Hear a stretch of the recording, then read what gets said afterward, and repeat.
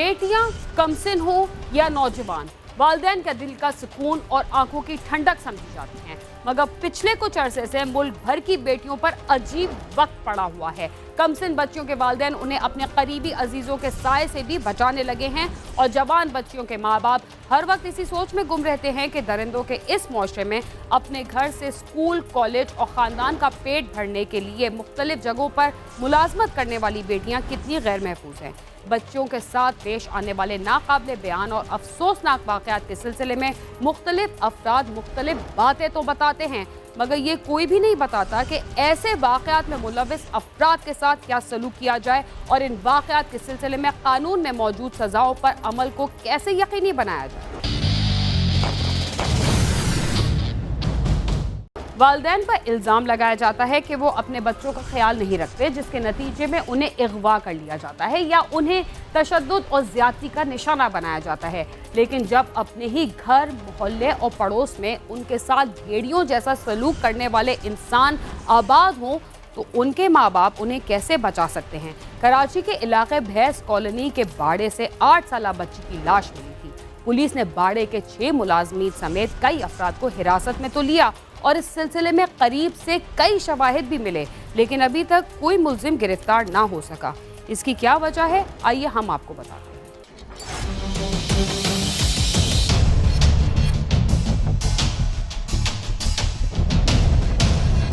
शहर में एक और बच्ची पुरस्कार मौत का शिकार हो गई, मगर उसे कत्ल किया गया या वो हादसे का शिकार बनी, पुलिस इस मामले को हल नहीं कर सकी।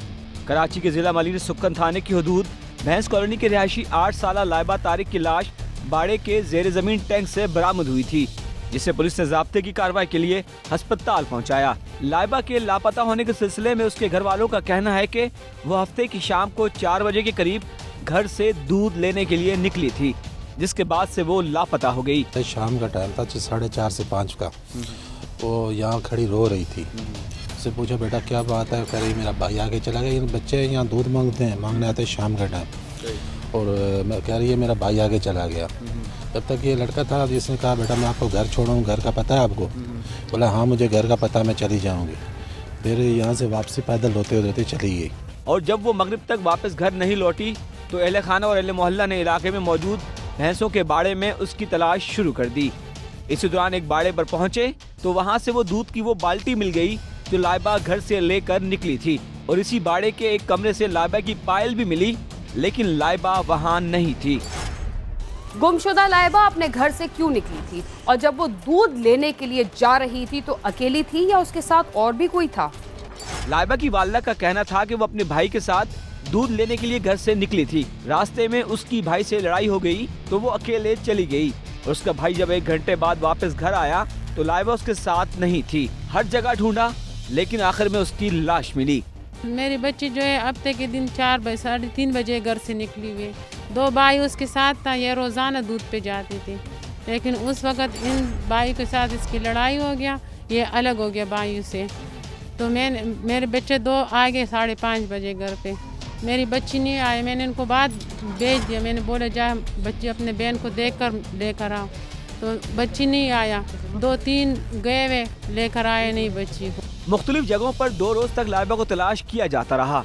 लाइबा के मामू ने मजीद बताया कि जिस बाड़े से दूध की बाल्टी मिली थी, हमने शक की बिना पर उसकी मुसलसल निगरानी जारी रखी, और 2 रोज बाद जब पुलिस की निगरानी में बाड़े का जेर जमीन टैंक खाली करवाया गया तो उससे लाइबा की लाश मिली, जिसके बाद पुलिस ने बाड़े में मौजूद निस्फ दर्जन से ज्यादा अफराद को हिरासत में लेकर थाने मुंतकिल किया।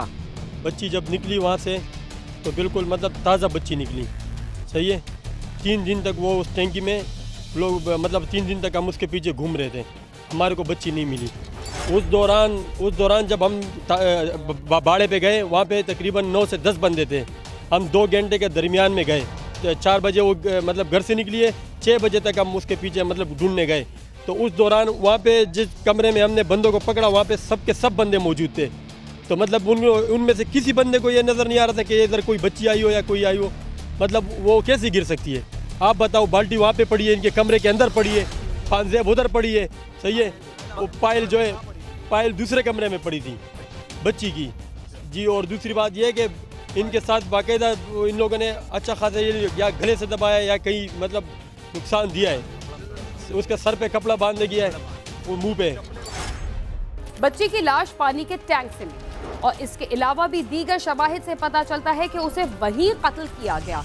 इसके बावजूद पुलिस किसी नतीजे पर क्यों ना पहुंची? वहां काम करने वाले उसके वहां आने से इनकार क्यों कर रहे?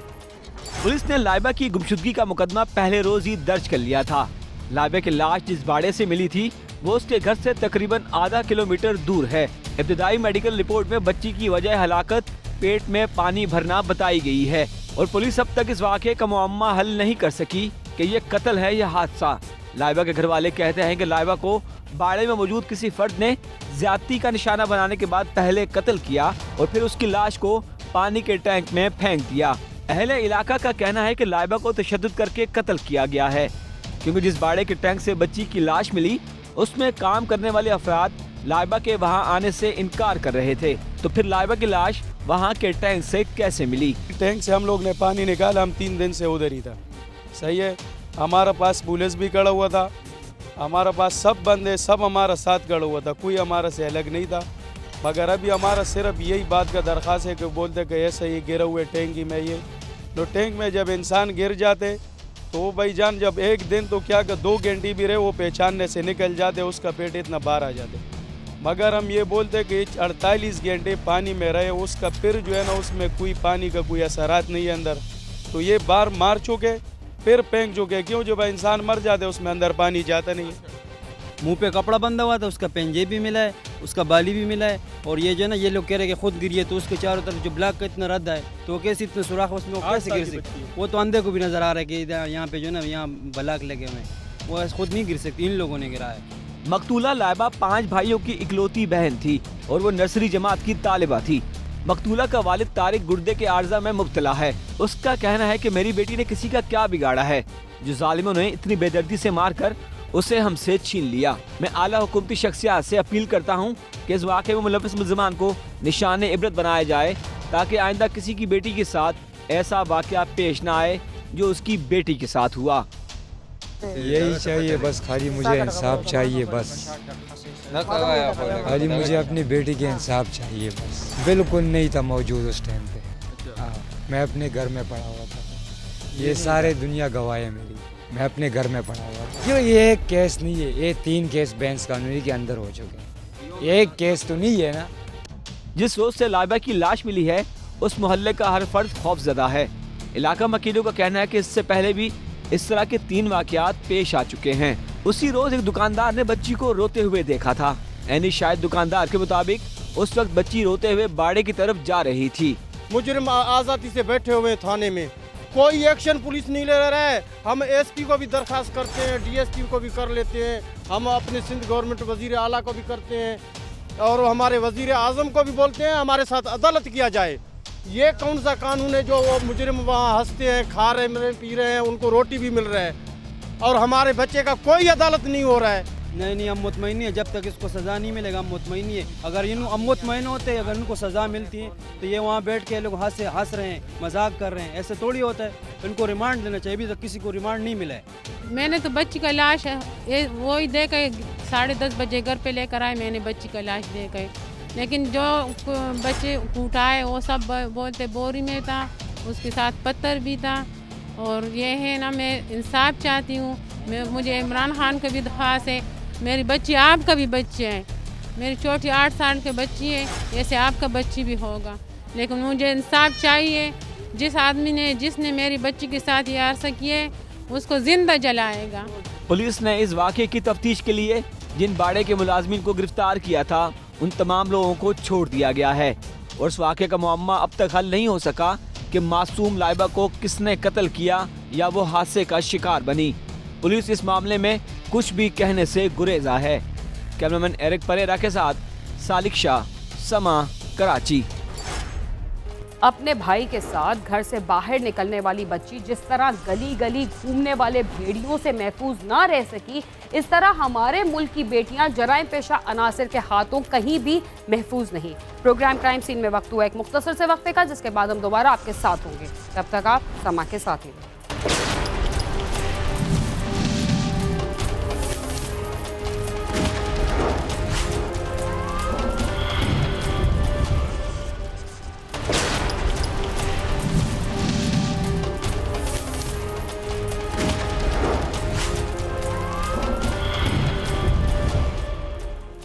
प्रोग्राम क्राइम सीन में एक बार फिर खुशामदीद। नौजवान बेरारवी का शिकार होकर न सिर्फ अपने लिए मसाइल पैदा करते हैं बल्कि दूसरों के लिए भी मुसीबत में इजाफा करते हैं। विफाक़ी दारुल हुकूमत में सख्त सिक्योरिटी के बावजूद ऐसे नौजवान चंद मिनटों में किसी के भी सर पर पिस्तौल रखकर उससे नकदी और मोबाइल फ़ोन छीन लेते हैं। CIA पुलिस ने 3 नौजवानों को गिरफ्तार किया है जो 3 थानों में पुलिस को मतलूब थे। ये तीनों नौजवान दीदा दलेरी के साथ किसी से भी मोबाइल फ़ोन और नकदी लूट लेते थे। आइए देखते हैं उनसे क्या कुछ बरामद किया गया।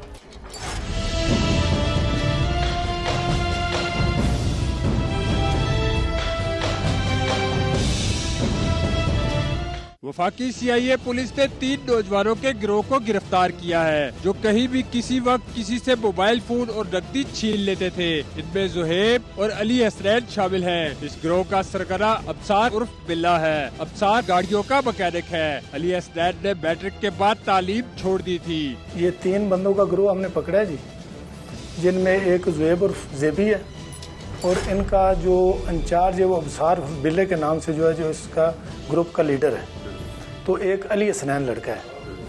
ये अली हसनैन जो है वो तकरीबन मैट्रिक से उसने तालीम छोड़ दी है। तो अबसार उर्फ बिल्ला जो है ये इलेक्ट्रीशियन का काम करता है गाड़ियों का। जुहेब पहले मजदूरी करता था, फिर इस गिरोह में शामिल हो गया। अबसार का बाप फ्रूट की रेहड़ी लगाता है। जुहेब का बाप मजदूरी करता था, जबकि अली हसनैन का बाप PIA में मुलाजिम था और उसकी मौत वाक़या हो चुकी है। जुहेब जो है ये पहले जो है मजदूरी करता था, उसके बाद इनके साथ मिला अपना अबसार के साथ और इन्होंने एक मोटरसाइकिल जो है बर्दातें करके खरीदा। अब फैमिली बैकग्राउंड इनका ये है कि जो अबसार है इसका वालिद जो है वो अपना खन्ना पुल में फ्रूट की रेहड़ी लगाता है और अबसार दूसरा जो जुहेब है उसका वालिद जो है वो एक मजदूरी करता है, ये ईंटों की चुनाई वगैरह। और अली हसनैन का वालिद जो है ये इसकी डेथ हो गई है।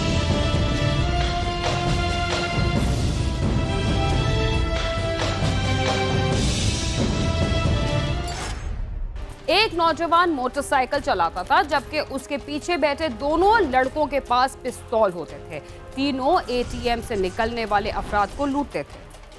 ये नौजवान ज्यादातर उन अफराद को लूटते थे जो ATM मशीन से रकम निकलवाने के बाद बाहर निकलते थे। दूर खड़े होकर ये अपना हदफ मुकर्रर करते और फिर उसका पीछा करते। किसी सुनसान जगह पर पहुंचकर ये उसको लूट लेते। इनका तरीका ये है जी, ये ज्यादातर ये जो हमारे बैंक होते हैं उनमें ATM मशीनें लगी होती हैं, उनके बाहर ये दूर खड़े होते हैं। वहाँ से ये देखते हैं कि कौन सा बंदा अंदर गया है और पैसे निकाल रहा है। जो ही वो बाहर निकलता है उसका पीछा करके थोड़ी सुनसान जगह में जाके उसको रोक के गन पॉइंट पे 2 पिस्टल इनके पास होते थे। अबसार मोटरसाइकिल चलाता था जबकि बाकी 2 उसके पीछे बैठ जाते थे। दोनों के पास पिस्तौल होता था। दोनों पिस्तौल की नोक पर मोबाइल फोन नकदी वगैरह छीन लेते और वहाँ से फरार हो जाते। छीने गए पैसे वो अपनी गर्लफ्रेंड्स को देते थे या फिर नशे में उड़ा देते थे। इनमें मोटरसाइकिल जो चलाता था वो ज्यादातर अबसार बिल्ला जो है वो चलाता था क्योंकि वो एक्सपर्ट था। और दूसरा जो अली हसनैन और अपना जुहेब था ये गन पॉइंट पे उनसे मोबाइल वगैरह नकदी वगैरह छीन लेते थे और बाज़ ये मोटरसाइकिल भी छीन के ले जाते थे। और पैसे जो थे ये इन्होंने अभी तफ्तीश में बताया कि ये ज़्यादातर वो नशा आइस वगैरह ख़रीद के वो पीते थे और इनकी 1-2 लड़कियों के साथ दोस्ती भी है जो उन गर्ल फ्रेंड जो उनकी हैं और उनको भी खिलाते थे पैसे वगैरह। और इस तरह वो घरों से भी ज़्यादातर ये लड़के जो है ना गायब भी रहते थे।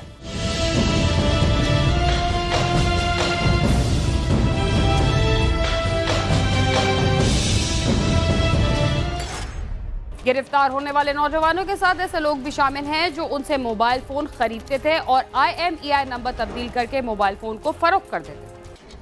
इस गिरोह के साथ पुलिस ने एक और नौजवान के खिलाफ भी मुकदमा दर्ज किया है जो इनसे मोबाइल फोन खरीद कर उनके IMEI नंबर तब्दील करता था और फिर मोबाइल आगे फरोख्त कर देता था। वो इस वक्त जमानत पर है। शहरियों को चाहिए कि वो मार्केट से पुराना मोबाइल लेने से इज्तनाब करे।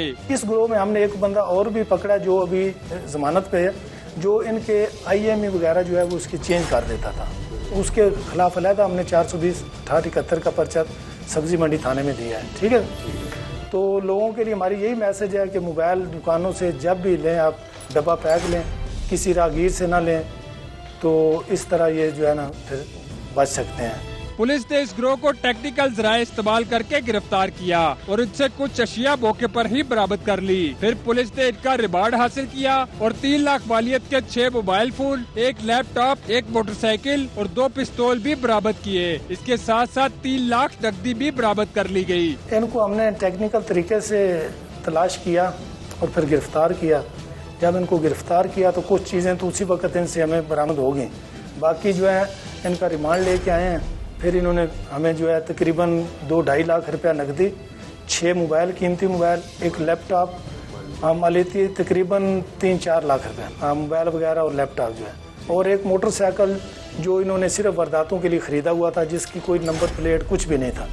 इन्होंने मिल के वही डकैती के पैसों से, और 2 पिस्टल जो है इनके पास थे, वो भी इन्होंने अपने पास रखे थे, जिससे लोगों को जो है गन पॉइंट पे लूटते थे। सर ये हम तीनों होते थे, बाइक पे जाते थे सर, रोड पे कोई नज़र आता था तो हम ये बिला अफसार जो है ये बाइक चलाता था, ये दरमियान में बैठा था अली हसनैन, और मेरे पास गन होती थी सर, तो ये हम रोक लेते थे किसी को, तो फिर ये मैं उतर जाता था, उसको गन पॉइंट रख देता था, तो अली हसनैन उसकी तलाशी ले लेता था सर, फिर हम चले जाते थे। बस बाइक पे जाते थे, गन पॉइंट पे पर्स मैचिंग और मोबाइल ले लेते। सर हम बाइक पे 3 बंदे होते थे, तो एक हमारे पास गन होती थी, तो पैदल जाने वालों को रोक के हम उनके साथ जो है ना गन पॉइंट पे उनसे मोबाइल और पर्स स्नैचिंग करते थे। ये नौजवान छोटी उम्र में हलाल तरीके से रोजी कमाने की बजाय गलत रास्ते पर पहुंच गए और दूसरों को लूटकर उनको भी परेशानी में मुब्तला करने लगे। लेकिन अब ये कानून की गिरफ्त में है। अगर इनको सख्त सजा दी जाए तो इस उम्र के नौजवान इनसे इबरत हासिल करके गलत रास्ते से दूर रह सकते हैं।